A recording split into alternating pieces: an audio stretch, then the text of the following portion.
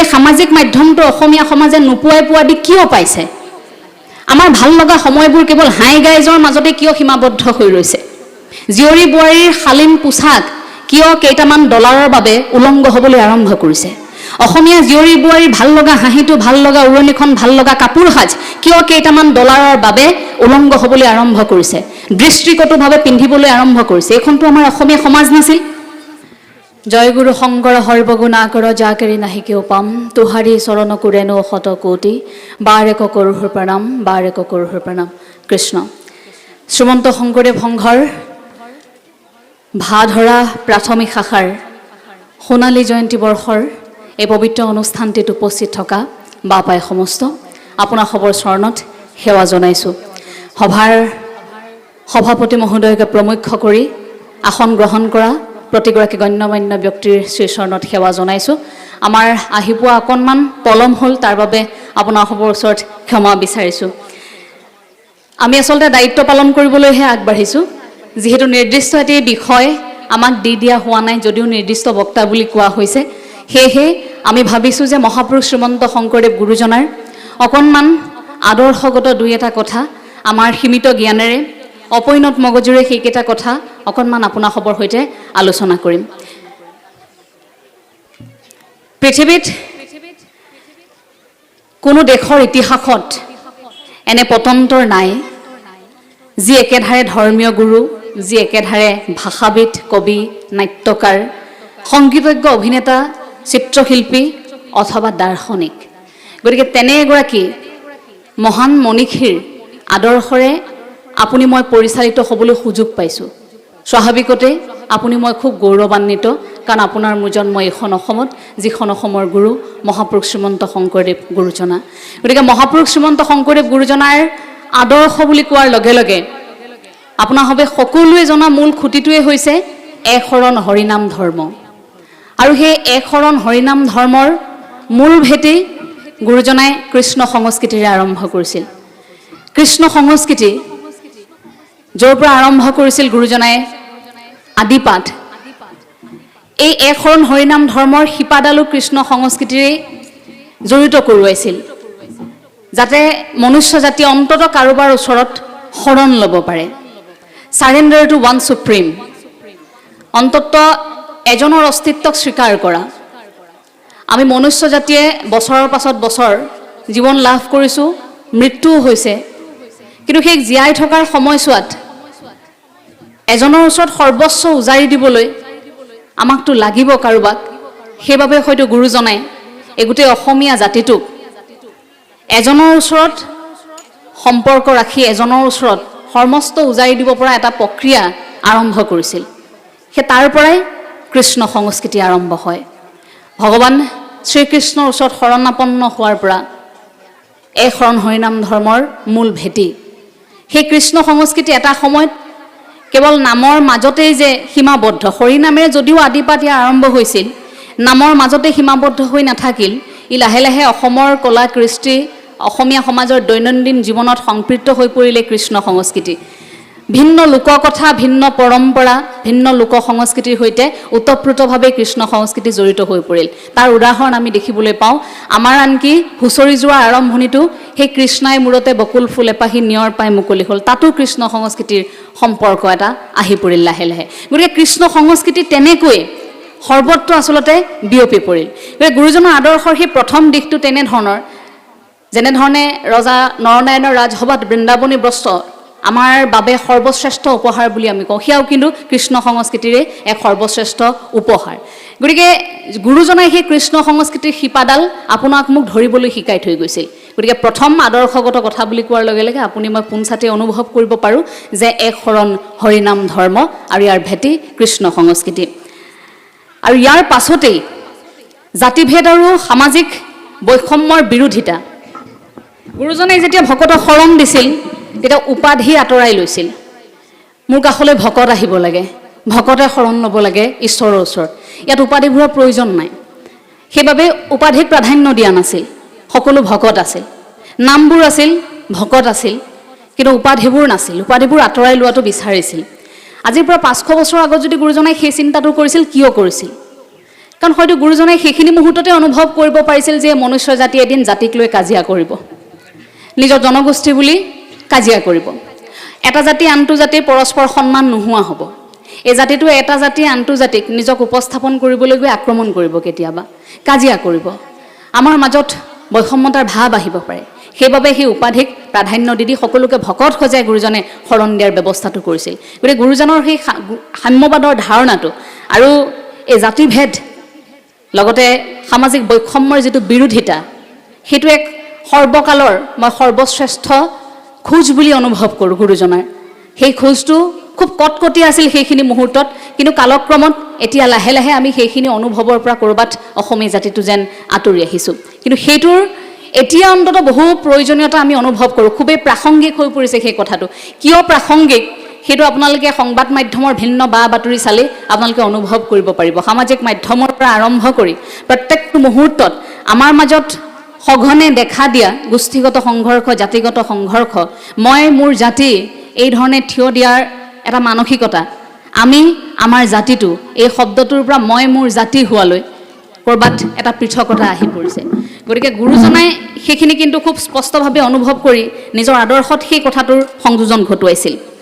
মানৱতাবাদ আৰু নৈতিক জীৱন, ইয়াৰ পাছতেই মানৱতাবাদ আৰু নৈতিক জীৱন বুলি ক'লেই মই মহাপুৰুষ শ্ৰীমন্ত শংকৰদেৱ গুৰুজনাৰ প্ৰসংগটো এইবাবেই সকলোকে শীৰ্ষত ৰাখিব বিচাৰোঁ, কাৰণ সেই বিষয়বস্তুটো প্ৰত্যেকটো সময়তে প্ৰাসংগিক। আজিৰ সময়ত আপুনি অকলশৰে থকাৰ সময়খিনিত যদি অনুভৱ কৰে যে এই সমাজখন আজিৰ পৰা পূৰ্বৰ সমাজখনৰ সৈতে কি মিল আছে, কি ব্যতিক্ৰম আছে, তেতিয়া আপোনাৰ চকুৰ সন্মুখত ধৰা দিয়া সেই সাধাৰণ শব্দবোৰেই হ'ব শ্ৰদ্ধা, মৰম, ভকতি, ত্যাগ, ন্যায়, সদাচাৰ, পৰোপকাৰ, এই কথাবোৰ, এই শব্দবোৰ। ক'ৰবাত শ্ৰদ্ধা, ভকতি, সেৱা, আদৰ, মৰম, সন্মান এইবোৰ কেৱল বঁটা, বাহন, গামোচা পিন্ধোৱা, সেৱা কৰা, অনুষ্ঠান এটাত আনুষ্ঠানিকতা ৰক্ষা কৰা, সেইবোৰৰ মাজতে শেষ হৈ গৈছে নেকি? ক'ৰবাত আমি এজনে আনজনক জনাবলগীয়া শ্ৰদ্ধা, মানুহ হিচাপে এজনে আনজনক কৰিবলগীয়া সেৱা অকণমান সময়ৰ আনুষ্ঠানিকতাৰ মাজতেই শেষ হৈছে নেকি? প্ৰকৃতাৰ্থত প্ৰত্যেকগৰাকী সন্তানে নিজৰ কৰ্তব্য, পিতৃ মাতৃৰ প্ৰতি শ্ৰদ্ধা, ভকতি, প্ৰত্যেকগৰাকী পিতৃ মাতৃৰ কৰ্তব্য সন্তানৰ প্ৰতি আদৰ, মৰম, সন্মান, প্ৰতিখন সমাজৰ জ্যেষ্ঠৰ প্ৰতি, কনিষ্ঠৰ প্ৰতি, সেই শিপাডাল একেই আছেনে বাৰু? নৈতিক জীৱন, মানৱতাবাদ গুৰুজনাৰ আদৰ্শৰ আটাইতকৈ শক্তিশালী এটা দিশ আছিল। কাৰণ গুৰুজনে যি সময়ত এই এখন হৰিনাম ধৰ্মৰ প্ৰচাৰ কৰিছিল, সেয়া মানুহৰ সেৱাৰে আৰম্ভ হৈছিল। তাত মানৱতাবাদৰ কথা আছিল, তাত নৈতিক জীৱনৰ কথা আছিল যে ভকত এজন কেনেকৈ আহিব, কি পিন্ধি আহিব, কেনেকৈ বহিব, কেনেকৈ কথা পাতিব, এজন মনুষ্যই মানুহ হিচাপে গোটেই জীৱনটোত কেনেকুৱা আচৰণ নকৰিব, সেই আৰম্ভণিখিনি আমি গুৰুজনাৰ আদৰ্শত পাওঁ।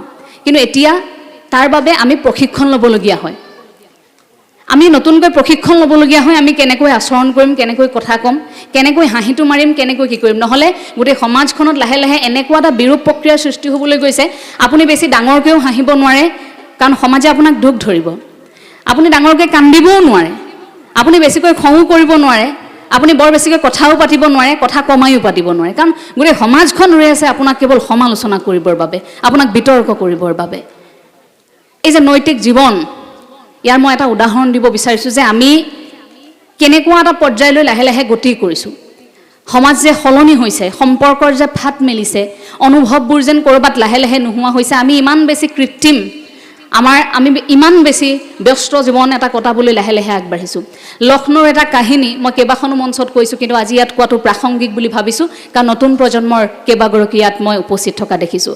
লক্ষ্ণৌৰ এটা কাহিনী, এজন ব্যক্তি বৰ হেঁপাহেৰে বহু কষ্ট কৰি সেনা বিষয়া হিচাপে চাকৰিত যোগদান কৰিলে।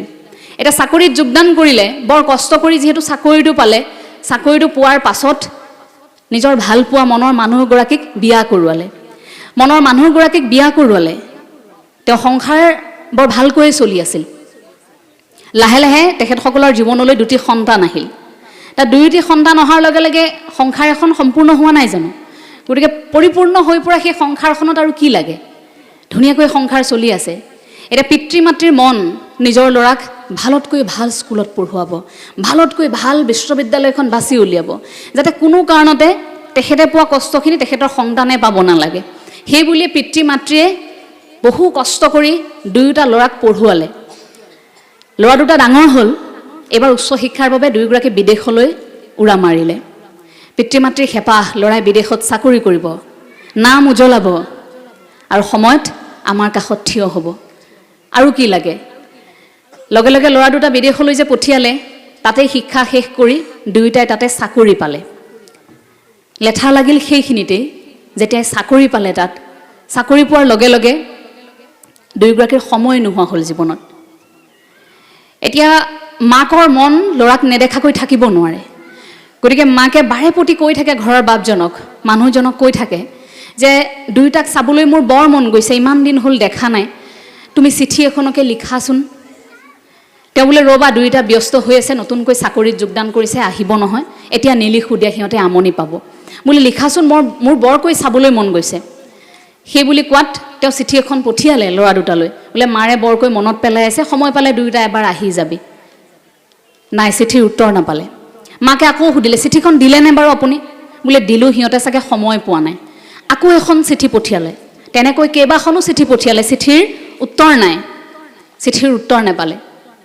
তেনেকৈ বাট চাওঁতে চাওঁতে চাওঁতে চাওঁতে ল'ৰা ছোৱালীহালক নেদেখাকৈ, ল'ৰা দুজনক নেদেখাকৈ মহিলাগৰাকীৰ মৃত্যু হ'ল। এতিয়া মাক ঢুকাই গ'ল।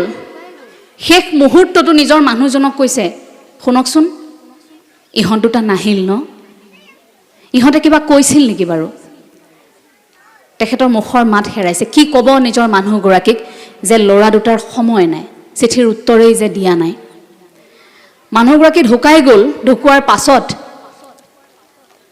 সেইবাৰ অকণমান তেওঁৰ খং উঠিছে, পিতৃৰ খং উঠিছে, আৰু এখন নিজৰ ল'ৰা দুটালৈ চিঠি লিখিছে, বোলে তহঁতলৈ বাট চাওঁতে চাওঁতে মাৰ গ'লগৈ, যদি পাৰ অন্তত মাৰৰ শেষ বিদায়টো দিবলৈ তহঁত দুয়োটা আহিবি, মই বাট চাই থাকিম, তহঁত নহালৈকে মাৰৰ অন্ত্যেষ্টিক্ৰিয়া নকৰোঁ। এতিয়া চিঠিখন পঠিয়ালে। চিঠিৰ পাছত সেইকেইটা দিন শৱদেহটো তাত থৈ দিয়া হৈছে। বিদেশৰ পৰা ল'ৰা আহিলেহে তেওঁৰ মৃতদেহটো সৎকাৰ কৰিব, অন্ত্যেষ্টিক্ৰিয়া কৰিব, গোটেই কাম কাজখিনি কৰিব। সকলো অপেক্ষাত আছে ল'ৰা দুটা আহিব। কিন্তু তাৰে এজন নাহিল, আহিল সৰুজন। এতিয়া সৰুজন আহিল, দেউতাকে গৈ সুধিছে, সৰু বোপা তুমিহে আহিলা দেখোন, দাদা কিয় নাহিল? ডাঙৰ বোপা কিয় নাহিল মোক কোৱাচোন? তেওঁ ক'বলৈ বেয়া পাইছে প্ৰথমে অকণমান, বোলে কিয় নাহিল?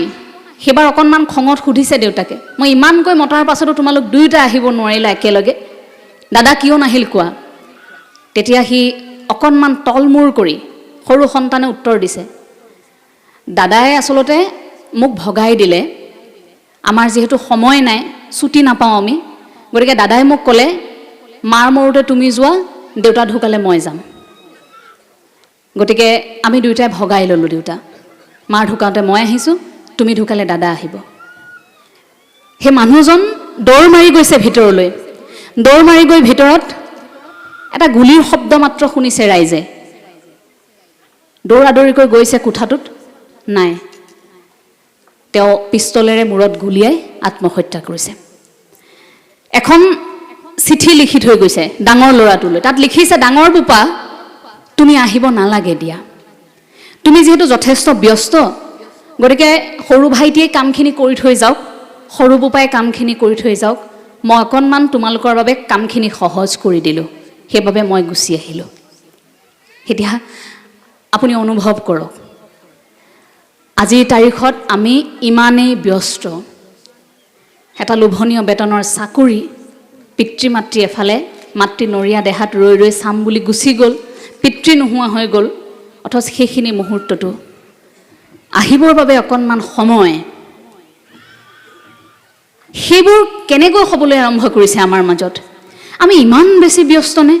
আমাৰ নিজৰ মানুহজনৰ কাৰণে ঘৰখনত সময় নাই, আমি পিতৃ মাতৃৰ বাবে অকণমান সময় উলিয়াব নোৱাৰোঁ। এই যে সন্মান, শ্ৰদ্ধা, আদৰ, মৰম, ত্যাগ, পৰোপকাৰ, সদাচাৰ, এই যে নৈতিকতাৰ কথাবোৰ কৈছোঁ, সেইবোৰ ক'ৰবাত প্ৰশ্নবোধক হৈ ৰয় এনেকুৱা কাহিনীবোৰৰ বাবে।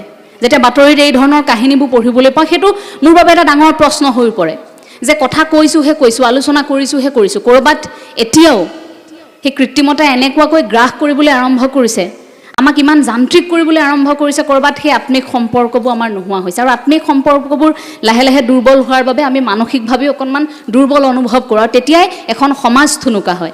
প্ৰথমে এখন ঘৰ থুনুকা হয়, সেই ঘৰখন থুনুকা হোৱাৰ লগে লগে এখন সমাজ থুনুকা হয়। কিন্তু গুৰুজনাই সেই সমাজখন থুনুকা নহওক বুলি ভাবিয়েই সাহিত্য সংস্কৃতিৰ মাজেৰে সমাজৰ এটা জাগৰণৰ সৃষ্টি কৰিছিল। গুৰুজনে প্ৰথমে সমাজ জাগৰণত আৰম্ভ কৰা নাছিল, প্ৰথমে ব্যক্তি বিশেষে জাগৰণৰ সৃষ্টি কৰিছিল। কাৰণ বৰগীত এভাগি শুনাৰ লগে লগে আপোনাৰ হৃদয়ত যিটো কম্পন হয়, এভাগি ভাওনা চোৱাৰ লগে লগে ভাওনাৰ আৰম্ভণিত যেতিয়া গায়ন বায়ন প্ৰদৰ্শন কৰা হয়, আপুনি ক'ব নোৱাৰাকৈ আপোনাৰ মূৰ দুখ খাই যায় শ্ৰদ্ধাত। আপুনি সেইখিনি মুহূৰ্তত ক'ব নোৱাৰাকৈ ঈশ্বৰক কামনা কৰি থাকে মনে মনে। সেইখিনি মুহূৰ্তত দবাটো যেতিয়া সন্ধিয়া আপুনি শুনিবলৈ পায়, আপোনাৰ হৃদয়খনৰ ক'ৰবাত স্পন্দন এটা আপুনি অনুভৱ কৰে। গতিকে গুৰুজনাৰ সেই সাহিত্য সংস্কৃতিৰ অৱদানবোৰ প্ৰত্যেকটো যেতিয়া আপুনি অনুভৱ কৰে, আপোনাৰ হৃদয়খনত অসমীয়া হিচাপে এটা জাগৰণ হয়, এটা কম্পন হয়, অনুভৱ এটা হয়। সেই ব্যক্তি বিশেষে জাগৰণটো সৃষ্টি কৰাবৰ বাবে গুৰুজনাই সেইখিনি মাধ্যমৰ সহায় লৈছিল।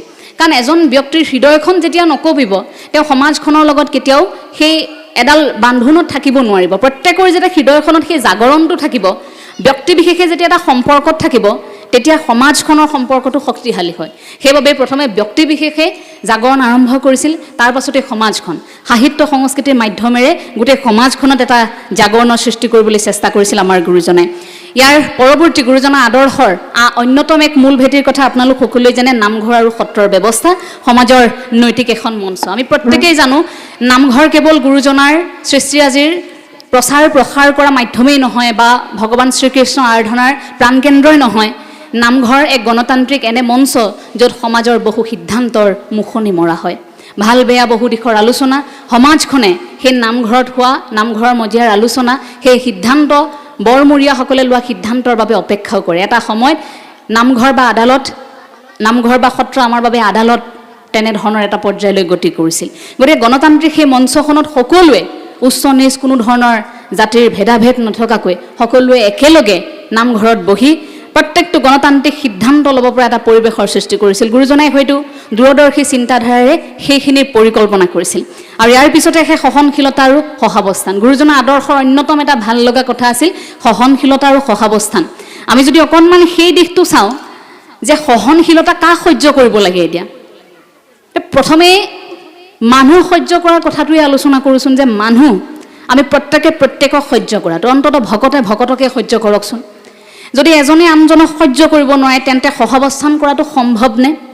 এটা জাতিয়ে আনটো জাতিক যদি সহযোগিতা আগবঢ়াব নোৱাৰে বা সহনশীলতা নাথাকে, তেন্তে সেই জাতিটো আৰু আন এটা জাতিৰ মাজত সহাৱস্থান সম্ভৱনে? এজন ভকতে আন এজন ভকতক যদি সহ্য কৰিব নোৱাৰে, সহনশীলতা নাথাকে, তেন্তে সেইজন ভকতৰ সৈতে সহাৱস্থান সম্ভৱনে? হয়তো অসম্ভৱ হৈ উঠিব। গতিকে গুৰুজনাই নিজৰ আদৰ্শত সেই কথাখিনি খুব স্পষ্টকৈ উল্লেখ কৰিছিল যে প্ৰথমে সহনশীলতা। সেইবাবে এজনৰ ওচৰত শৰণ দি আমি যে সকলো ঈশ্বৰৰে সন্তান, আমি এক, আমাৰ পথটো দেখুৱাই লৈছিল প্ৰথমে, যে আপোনাৰ মোৰ যাত্ৰা পথটো পৃথক নহয়, আমি সকলো একে দিশেই গতি কৰিছোঁ। কাৰ ওচৰলৈ গতি কৰিছোঁ? ঈশ্বৰৰ ওচৰলৈ গৈছোঁ। কাৰ কাষলৈ? যে পৰমাত্মাৰ সৈতে বিলীন হোৱাৰ কথা আমি পাতিবলৈ গৈছোঁ, যে পৰমাত্মাৰ সেই সত্তাটোক উপলব্ধি কৰিবৰ বাবে গৈছোঁ। আমি আমাক নিজক উপলব্ধি কৰিবৰ বাবে আমি এই যাত্ৰাটোত আগবাঢ়িছোঁ। গতিকে তাৰ বাবে আমি প্ৰত্যেকে নিজক বুজি পোৱাৰ পাছত সেইখন মঞ্চত প্ৰথম আহে সহনশীলতাৰ শব্দ, যে আমি সহ্য কৰিম প্ৰত্যেকেই, যিমান যি ধুমুহা নাহক, যিমান যি প্ৰত্যাহ্বান নাহক। আৰু সহনশীলতাৰ পাছতেই আমি সহাৱস্থান কৰিম, আমি একেলগে থাকিম। একেলগে থকাৰ সেই মানসিকতা, গুৰুজনাৰ সেই দিশটো খুব স্পষ্টকৈ প্ৰকাশ পায়। আমি ভাবোঁ যে গুৰুজনাৰ দাৰ্শনিক দৃষ্টিভংগীৰ ক'ৰবাত আলোচনা এতিয়াও অসমত কম হৈছে। নামঘৰৰ ভিতৰত গুৰুজনাৰ সৃষ্টিৰাজিৰ চৰ্চা, কেৱল নামঘৰৰ ভিতৰতেই শ্ৰীমন্ত শংকৰদেৱ গুৰুজনাৰ আলোচনা আৰু এনেকুৱা এখন সভা সমিতিত গুৰুজনাৰ আদৰ্শৰ চৰ্চা, ইমানৰ মাজতেই যদি সীমাবদ্ধ থকা যায়, তেন্তে আমি কামনা কৰি থকা সপোনটো বা মনত পুহি ৰখা সেউজীয়া সপোনটো হয়তো কেতিয়াও পূৰণ নহ'ব। যদি এতিয়াও একাংশ লোকে গুৰুজনাৰ তিৰুভাৱ তিথিটো বা গুৰুজনাৰ জন্ম জয়ন্তীটো ৰাজহুৱা বন্ধ বুলি ভাবিবলৈ লয়, তেন্তে সেইটোৰ বা তাতকৈ আৰু দুৰ্ভাগ্যজনক সৈতে একোৱেই নাথাকিব। এতিয়াও অসমৰ একাংশ লোকৰ বাবে তিৰুভাৱ তিথিটো ৰাজহুৱা এটা বন্ধ, গতিকে সেই দিনটো নিজৰ সৈতে একেলগে সময় পাৰ কৰে, সেই দিনটো আমাৰ একো কৰণীয় নাই বুলি অনুভৱ কৰে। কিন্তু গুৰুজনাৰ বাবে এটা দিন আমি যদি বিশেষভাৱে উলিয়াবই নোৱাৰোঁ অসমে, বা আমি আয়োজনেই কৰিব নোৱাৰোঁ, বা আমি চৰ্চাই কৰিব নোৱাৰোঁ, গুৰুজনাই সৃষ্টিৰাজিক আমি প্ৰচাৰ প্ৰসাৰত ক'ৰবাত আমিয়েই থমকি ৰৈছোঁ, তেন্তে আপুনি মই এইটোও যুক্তি নাই যে প্ৰতি মুহূৰ্তত নতুন প্ৰজন্মই নকৰে, নতুন প্ৰজন্ম আধ্যাত্মিক নহয় বুলি দুখটো নতুন প্ৰজন্মলৈ ঠেলি দিম। আমি ভাবোঁ, আমি অনুভৱ কৰোঁ যে এইখন সমাজত নতুন প্ৰজন্মক বহুবাৰ বহু সময়ত জগৰীয়া কৰা হ'ল। এতিয়া অন্ততঃ নতুন প্ৰজন্মক জগৰীয়া কৰাটো বাদ দিব লাগে। এতিয়া অন্ততঃ সেই কথাবোৰ এৰিব লাগে। অন্ততঃ আমাৰ নতুন প্ৰজন্মই যেনেকৈ ওলাই আহিছে কান্ধত খোলটো লৈ, নতুন প্ৰজন্মই বৰগীত ভাগ গাবলৈ ওলাই আহিছে, ভাওনা কৰিবলৈ ওলাই আহিছে, সেইসকলক এতিয়া সাহস দিয়াৰ সময়। আমি ভাবোঁ ভিন্ন প্ৰান্তত যিসকল নতুন প্ৰজন্মৰ যুৱক যুৱতী গুৰু সংস্কৃতিৰ সৈতে জড়িত হ'বলৈ আগবাঢ়ি আহিছে, সেইসকলক এতিয়া সাহস দিয়ক। বহু সময়ত আমি আলোচনা কৰিলোঁ, সমালোচনা কৰিলোঁ, এতিয়া অন্ততঃ সেইসকলক আমি সাহস দি নতুন প্ৰজন্মক মানসিকভাৱে সবল হৈ এইখন অসমত গুৰুজনাৰ সৃষ্টিৰাজিক জীয়াই ৰখাৰ ক্ষেত্ৰত কাম কৰিবলৈ এক উৎসাহ যোগোৱাৰ মই দায়িত্ব আছে বুলি অনুভৱ কৰোঁ প্ৰতিগৰাকী অসমীয়াৰ। কাৰণ সেইখিনি কৰিলেহে আমাৰ অসমীয়া জাতিটো সবল স্থিতিত যুগ যুগান্তৰলৈ জিলিকি থাকিব। সেইটো প্ৰত্যেকগৰাকী অসমীয়াৰ দায়িত্ব আৰু কৰ্তব্য বুলি আমি অনুভৱ কৰোঁ। আৰু ভাবোঁ যে অসমৰ বিশিষ্ট লোকসকল, বুদ্ধিজীৱীসকল, যিসকলে হাতত কলম তুলি ল'লেই বহু কিবা কিবি সলনি কৰিব পাৰে, সেইসকলে অন্ততঃ থমকি ৰোৱা উচিত নহয়। প্ৰত্যেকে অন্ততঃ ফঁহিয়াই ফঁহিয়াই গুৰুজনাৰ আদৰ্শগত কথাবোৰ আকৌ এবাৰ আলোচনা কৰাৰ সময় সমাগত এতিয়া। কাৰণ পদ্মনাথ গোহাঁইবৰুৱাই কৈছিল যে এইখন অসম লাহে লাহে ধৰ্মৰ এনেকুৱা এটা সময়ত ভৰি দিছিল, ধৰ্মৰ অস্পষ্টতাৰ, অন্ধকাৰ, কৰাল গ্ৰাস এনেকুৱা এটা পৰ্যায়ত গতি কৰিছিল, সেই সময়খিনি বৰ দুখ লগা আছিল। পদ্মনাথ গোহাঁইবৰুৱাই লিখিছিল যে অপৰিণত, অস্পষ্ট আৰু অশুদ্ধ উচ্চাৰণেৰে বহা পূজাৰী, পুৰোহিত, ধৰ্মযাজক, অপৰিণত, অস্পষ্ট, অশুদ্ধ উচ্চাৰণেৰে কাম কৰা পুৰোহিত, ধৰ্মযাজক, ব্যাখ্যাকাৰ, পূজাৰী, এইসকলৰ বাবে ধৰ্মই ধৰ্মৰ বাটৰ পৰা আঁতৰি অসমীয়া গোটেই সমাজে কণাই লাখুটি ধৰি খোজ কাঢ়িলে যেনেকুৱা হয় তেনেকুৱা এটা বাটত বাট বুলিছে বুলি পদ্মনাথ গোহাঁইবৰুৱাই কৈছিল। আমাৰ গুৰুজনাৰ আদৰ্শত কিন্তু আনন্দৰাম বৰুৱাই লিখিছিল যে আমাৰ গুৰুজনাৰ আদৰ্শত কিন্তু আঁফলা নীতি নাই। সকলোকে সামৰি, যে প্ৰথমে কৈছিলোঁ সহনশীলতা আৰু সহাৱস্থান, আঁফলা নীতি নাই বাবে আমি সকলোকে সামৰি ল'ব পাৰোঁ। গুৰুজনে সকলোকে আমাৰ বুলি, আমি এক সম্প্ৰদায় বুলি আঁকোৱালি লৈছিল। গতিকে সেইখিনি সময় অন্ততঃ আপুনি মই আকৌ আৰম্ভ কৰিব নোৱাৰোঁনে? যদি ভকতিত নাহি জাতি অজাতি বিচাৰ, এইটো যদি আমি গণতান্ত্ৰিক এটা বৃহৎ আন্দোলন বুলি ধৰি লওঁ, তেন্তে হয়তো আপোনাৰ মোৰ বাবে এইখিনি অসম্ভৱ কেতিয়াও নহ'ব। গতিকে নতুন প্ৰজন্মক সেই বাটেৰে যাবৰ বাবে আপোনাৰ হ'বৰ ঠাইত আমি আশা কৰোঁ যে উৎসাহ যোগাব। নতুন প্ৰজন্ম ক্ষেত্ৰত উচ্ছৃংখল বুলি কোৱাৰ লগে লগে আমাৰ সন্মুখত ধৰা দিয়া বহু দিশ থাকে। আলোচনা নকৰোঁ বুলি ভাবিলেও কেতিয়াবা আলোচনা কৰিবলগীয়া হয়।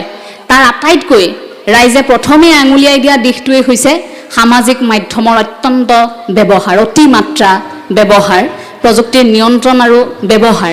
এইটোৰ ক্ষেত্ৰত আচলতে ক'ৰবাত আমি উজুতি খাইছোঁ নেকি সেইটো ভবাৰো এতিয়া কিন্তু সময় আহি পৰিছে। কাৰণ এই সামাজিক মাধ্যমটোৱে লাহে লাহে আমাৰ ভাল লগা সময়বোৰ কিন্তু ক'ৰবাত বেয়া কৰি আহিছে। ইয়াৰ দুটা দিশ আছে, ভাল লগাও আছে, বেয়া লগাও আছে। কিন্তু নেতিবাচক কথাবোৰ আমাৰ ইমান প্ৰচাৰ হয়, মানুহক যে নেতিবাচক কথাই প্ৰভাৱিত কৰে তাৰ উদাহৰণ বহু সময়ত ভিন্ন বিতৰ্কত মই স্পষ্টকৈ দেখিবলৈ পাইছোঁ। কাৰণ সমালোচনা কৰিবৰ বাবে কাকো যোগ্যতাটো নালাগে। গতিকে সামাজিক মাধ্যমত এনেকুৱাও বহু সময় পাৰ কৰিছোঁ যে এনেকুৱা এজন বৰেণ্য ব্যক্তিক এফালৰ পৰা আক্ৰমণ কৰা হৈছে, যিজনে আক্ৰমণ কৰিছে সেইজনে সেই ব্যক্তিগৰাকীৰ বিষয়ে কতও নাজানে। মই খুব কষ্ট পাইছিলোঁ। তেনে বহু ব্যক্তি আছে যিসকলে গোটেই জীৱনটো শংকৰী সংস্কৃতিত উজাৰি দিলে, সেইসকল ব্যক্তিক আক্ৰমণ কৰা হয় সামাজিক মাধ্যমত। আৰু যিসকলে আক্ৰমণ কৰে সেইসকলৰ আকৌ যোগ্যতা যদি আপুনি চায়, তেন্তে তালিকাখন আপুনি শেষৰ পৰা আৰম্ভ কৰিব লাগিব। গতিকে আমাৰ তেনেকুৱা এটা পৰিৱেশ কিয় হ'বলৈ আৰম্ভ কৰিছে? এই সামাজিক মাধ্যমটো অসমীয়া সমাজে নোপোৱাই পোৱা দি কিয় পাইছে? সেইটো খুব আচৰিত হওঁ। প্ৰতিখন মঞ্চতে বিষয়বস্তুটো থাকেই, ক'বলৈ দিয়ে যে আমাৰ ঠাইখিনিত যথেষ্ট সমস্যাৰ সৃষ্টি হৈছে নতুন প্ৰজন্ম, অন্ততঃ এইষাৰ কথা কৈ থৈ যাওক। এইটো প্ৰত্যেকৰে দাবী থাকে। কিয় হ'বলৈ আৰম্ভ কৰিছে লাহে লাহে? আমাৰ ভাল লগা সময়বোৰ কেৱল হাই গাইজৰ মাজতে কিয় সীমাবদ্ধ হৈ ৰৈছে? জীয়ৰী বোৱাৰীৰ শালীন পোছাক কিয় কেইটামান ডলাৰৰ বাবে উলংগ হ'বলৈ আৰম্ভ কৰিছে? অসমীয়া জীয়ৰী বোৱাৰী ভাল লগা হাঁহিটো, ভাল লগা উৰণিখন, ভাল লগা কাপোৰ সাজ কিয় কেইটামান ডলাৰৰ বাবে উলংগ হ'বলৈ আৰম্ভ কৰিছে, দৃষ্টিকটুভাৱে পিন্ধিবলৈ আৰম্ভ কৰিছে? এইখনতো আমাৰ অসমীয়া সমাজ নাছিল। আমি সেইখিনিতে মাত্ৰ কেইটামান টকাৰ বাবে, কেইটামান মাত্ৰ আমেৰিকান ডলাৰৰ বাবে সামাজিক মাধ্যমটোতেই আমি অসামাজিক কাৰ্যকলাপ কৰিলোঁ। আমি ঘৰখনত আমাৰ সন্তান বা আমাৰ সমাজখনক আমি কি কৰিম? এইটোও নহয় যে সামাজিক মাধ্যমে সকলো বিৰূপ প্ৰভাৱেই পেলাইছে, তাৰ মাজত প্ৰতিভাৰো বিকাশ হৈছে। কিন্তু প্ৰতিভা বিকাশ হোৱাৰ সমান্তৰালকৈ এই ধৰণৰ কৰ্মকাণ্ড যদি চলি থাকে, পুৱাৰ ভাগত অসমীয়া জাতিটোৱে জনাব লাগিছিল বোলে আপোনালোক সকলোলৈকে জনাইছোঁ ভোগালী বিহুৰ হিয়া ভৰা ওলগ, সকলো কুশলে থাকক। তাৰ সলনি আজিকালি শুনিবলৈ পাওঁ hi guys happy Bhogali Bihu. পৰিৱৰ্তনটো চাওক, এটা সৰু বাক্য, সেইটোও অসমীয়াত লাহে লাহে আঁতৰি গুচি গ'ল। মা দেউতা গৈ মামী পাপাটো কেতিয়াবা হ'লেই তাতো অতি আধুনিকতাৰ পৰশ। গতিকে শিপাডাল সেই গুৰুজনাৰ আদৰ্শত থকা অসমীয়া জাতিটোৱে যিডাল শিপাৰ লগত সম্পৃক্ত হৈ আছিল, সেই শিপাডাল থৰক বৰক। এতিয়া শিপাডাল আমি খামুচি ধৰি থকাই নাই, সেই শিপাডাল এৰিছোঁ কিয়? আমিতো গ্ৰাম্যাঞ্চলত খুব কটকটীয়াকৈ তেনে পৰম্পৰাৰ শিপা ধৰি থাকে বুলি আমি অনুভৱ কৰোঁ। কিন্তু ক'ৰবাত আপুনি যদি ভালকৈ পৰ্যালোচনা কৰে যে নহয়, লাহে লাহে আমিও গ্ৰাম্যাঞ্চলতো লাহে লাহে শিপাডাল এৰিবলৈ আৰম্ভ কৰিছোঁ। কিয়? কাৰণ আমি আনক অনুকৰণ কৰিছোঁ, এনেভাৱে অনুকৰণ কৰিছোঁ, সেইবাবে আমি একেবাৰে ধনীও হ'ব পৰা নাই, একেবাৰে দুখীয়াও হ'ব পৰা নাই, মাজত আছোঁ মধ্যবিত্ত। আৰু মধ্যবিত্তসকলৰ সমস্যা সেইবাবে বহু বেছি। কাৰণ ধনীসকলৰ সৈতে মিলাবলৈ যাওঁতে যাওঁতে, অতি আধুনিক হ'বলৈ যাওঁতে যাওঁতে ক'ৰবাত নিজৰ ভাল লগা সময়বোৰ আমি হেৰুৱাইছোঁ। নোপোৱাসকলে নোপোৱাৰ বেদনাতেই আৰু বেছি হতাশাত যাবলৈ আৰম্ভ কৰিছে। গতিকে পৰিৱেশবোৰ এতিয়া ভাল লগা হৈ থকা নাই। কিন্তু শিপাডালৰ সৈতে সম্পৰ্ক ৰাখিম বুলি যদি প্ৰতিগৰাকী অসমীয়াই নিজৰ জাতিটোৰ কৃষ্টি সংস্কৃতি পৰম্পৰা পালন কৰে, সেই জাতিটো কেতিয়াবা দুৰ্ভগীয়া হ'ব পাৰে নেকি? জাতিটোৱে যদি ঘৰখনৰ পৰা জাতীয়তাবাদৰ খোজ আৰম্ভ কৰে, আমাৰ গুৰুজনাইতো শিপিনী তাঁতশালৰ পৰা আৰম্ভ কৰিছিল, সেই সৰিয়হৰ খেতিৰ পৰা আৰম্ভ কৰিছিল। আমাৰ ভকতে প্ৰথমে চাউল কথা, তাৰ পাছত হৰি কথা, বোলে খেতি তুমি কৰি থৈ আহা, তাৰ পাছত তুমি নামলৈ আহিবা। গুৰুজনাইতো কোৱা নাছিল যে প্ৰথমতে নাম গাই লোৱা তাৰ পাছত খেতি কৰিবা, বোলে খেতি কৰিব নালাগে। গুৰুজনাৰ সৈতে থকা আটা পুৰুষসকলে খেতি কৰিছিল। কিন্তু আমাৰ বৰ্ণনাটো কি বুলি হয়? আমাৰ নতুন প্ৰজন্মক বৰ্ণনা কি বুলি দিয়া হয় যে ই ধাৰ্মিক হ'বলৈ গৈ আছে, ইয়াৰ আৰু একো নাই। কিন্তু সেই কথাটো নহয়। গুৰুজনাই আমাক প্ৰথমে চাউল কথা, তাৰ পাছত খৰি কথা বুলি যে ক'লে, প্ৰথমতে কৰ্ম সংস্কৃতি, কৃষ্ণ সংস্কৃতিৰ লগত সম্পৰ্ক ৰাখি কৰ্ম সংস্কৃতিৰ নিদৰ্শনটোও দেখুৱাই থৈ গৈছিল। কিন্তু আমি অসমীয়া অকল নাম গাই মাহ প্ৰসাদ খাই সেইখিনি তাতেই সীমাবদ্ধ কৰি ৰাখিছোঁ নেকি? তাৰ মাজত আধ্যাত্মিকতা শব্দটো ক'ৰবাত প্ৰশ্নবোধক হৈ ৰৈছে নেকি? নতুন প্ৰজন্মৰ মাজত আধ্যাত্মিক আৰু ধৰ্ম এই দুয়োটা শব্দৰ মাজত বিশৃংখলতাই ক্ৰিয়া কৰিছে নেকি? সেইটো এবাৰ অনুভৱ কৰা অন্তত সময়। কাৰণ আধ্যাত্মিকতা আৰু ধৰ্ম দুয়োটা একেই নহয়। ধাৰ্মিক মানুহগৰাকী আধ্যাত্মিক হ'বই লাগিব, তেওঁ ধৰ্ম এটাত আছে, গতিকে তাক অনুভৱ কৰিবলৈ তেওঁ আধ্যাত্মিক হ'ব লাগিব।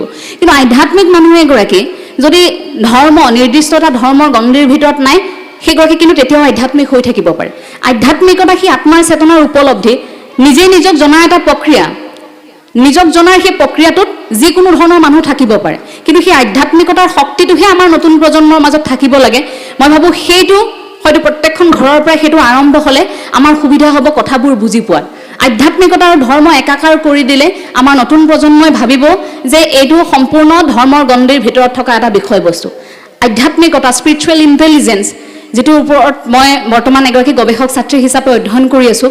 গতিকে সেই স্পিৰিচুৱেল ইণ্টেলিজেঞ্চ, তাত গুৰুজনাৰ আদৰ্শটো কেনেধৰণে জড়িত হৈ আছে? আমাৰ আধ্যাত্মিকতাত, অসমৰ প্ৰেক্ষাপটত আধ্যাত্মিকতা আৰু তাত মহাপুৰুষ শ্ৰীমন্ত শংকৰদেৱ গুৰুজনাৰ আদৰ্শৰ কথাটো কেনেধৰণে জড়িত হৈ আছে? তাত নৈতিকতাৰ কথাবোৰ কেনেকৈ জড়িত হৈ আছে? সেইবোৰ ফঁহিয়াই চোৱাৰ এতিয়া সময় বুলি আমি ভাবোঁ। আমি গুৰুজনাৰ সৃষ্টিৰাজিৰ প্ৰচাৰ প্ৰসাৰৰ বাবে গুৰুত্ব দিছোঁ, কাম কৰিছোঁ, সেইটো খুব সুন্দৰ কথা। কিন্তু ইয়াৰ সমান্তৰালকৈ আদৰ্শগত কথাবোৰো মই ভাবোঁ আলোচনা হ'ব লাগে। কাৰণ গুৰুজনাৰ আদৰ্শগত কথাবোৰ পৃথিৱীৰ কোনো গুৰুৰ সৈতে সমকক্ষ নহয়, কাৰোৰ সৈতে তুলনা নহয়। সেইখিনি আদৰ্শ সদায় পৃথক আছিল। গতিকে সেইবাবে মই ভাবোঁ যে সেইখিনি অন্ততঃ ঘৰ এখনৰ পৰা আৰম্ভ হওক। এতিয়া অন্ততঃ এজন ব্যক্তি বুলিয়ে, এজন সাহিত্যিক বুলিয়ে অনুভৱ কৰকচোন নতুন প্ৰজন্মই যে গুৰুজনা এগৰাকী এনে সাহিত্যিক আছিল যি সাহিত্যৰাজিৰ তুলনা পৃথিৱীৰ কোনো সাহিত্যিকৰ সৈতে নহয়।